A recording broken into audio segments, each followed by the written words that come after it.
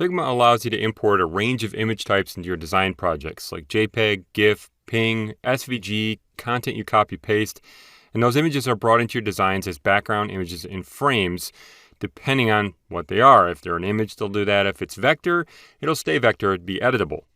In this video, you'll explore adding a few image files and kind of learn how they work, and also mask content. With my travel app open, let's zoom to fit everything. So you can press Shift 1 so you can zoom to fit. There are a bunch of zoom commands we can use as we go here.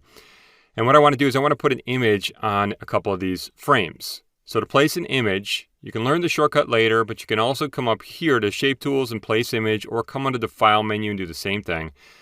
Choose Place Image. Come to the Exercise Files folder, and we're going to come to the O3 Adding Content folder.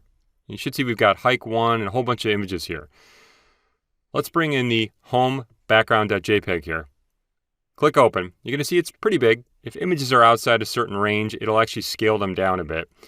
And what I want to do is I just want to click and drag to place. So I'm going to click and drag to create the image here. Now it's interesting, but look what it does.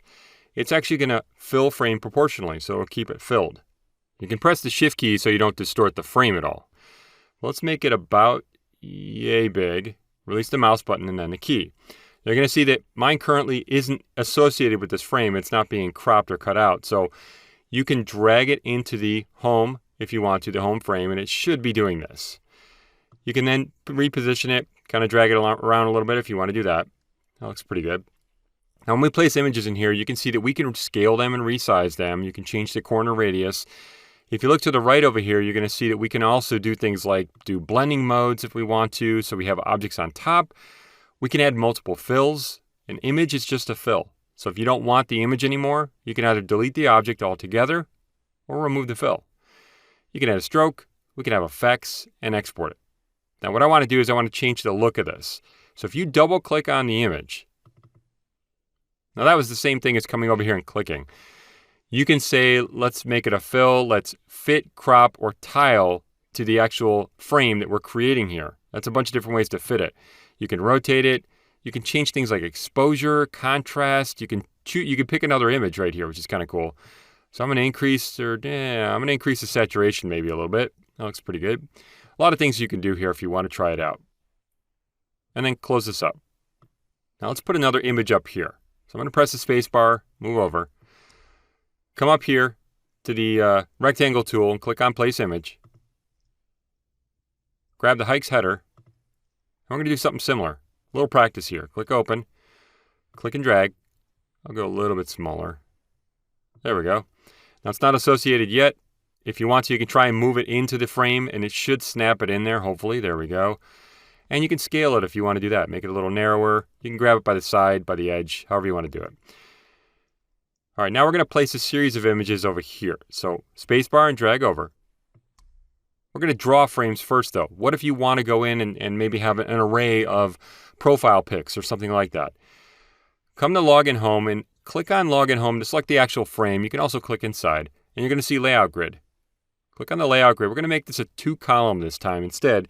That way we have a bit of a gutter in between so we can mess with that. Okay. Come to the Rectangle tool. Leave a little room at the top here and we're going to draw a rectangle here.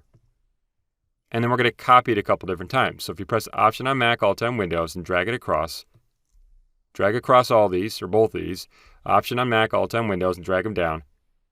Make it look pretty good. There we go. Now we'll put in an array of images. So come up here, select Place Image. This time we're going to grab a bunch. So click on Hike 1, press the Shift key, all the way down to Hike 4, and click Open.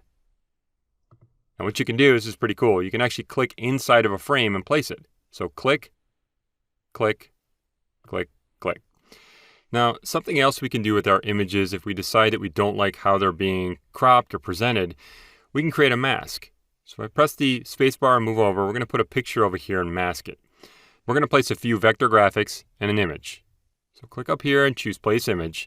Now you can also drag images into your designs if you want to do that. There's a lot of ways to get this done. Copy, paste, etc. But let's go to the gear icon, press Command on Mac or Control on Windows, and click Search icon, and then bio.jpg, and open all those up.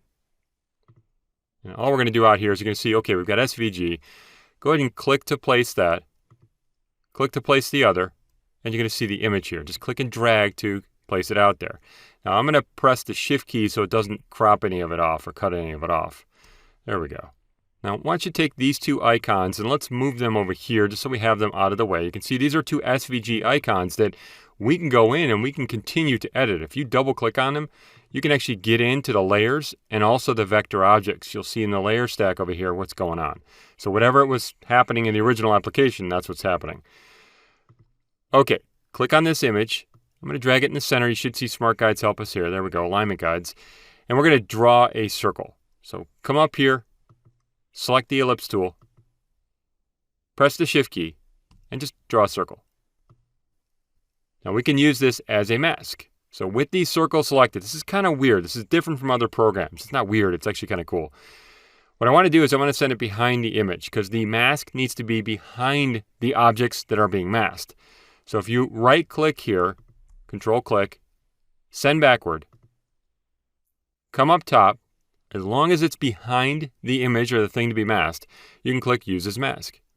It's now going to mask.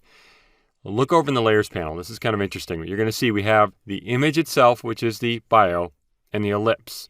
You can click on either going like this. Now, it's kind of tricky out here. If you click, you're going to select the image, which kind of makes sense because then you can go out and resize it and do whatever you need to do with it and move it around. I keep getting it right. And move it around. There we go. If you want to get to the actual mask, you can click on ellipse over here, and that allows us to select and make it bigger, make it smaller, whatever we need to do. That looks pretty good. It's kind of interesting, but if you put anything above this ellipse right now, it's going to be masked by the ellipse. For instance, if you take this image and you arrange it, I'd say right click, bring to front. It's gone because it's being masked by this. I'll undo that by pressing Command Z or Control Z.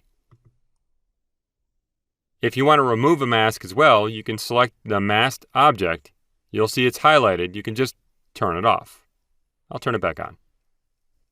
With a few images out here and a little bit of masking done, the next thing you're going to do is add and format some text.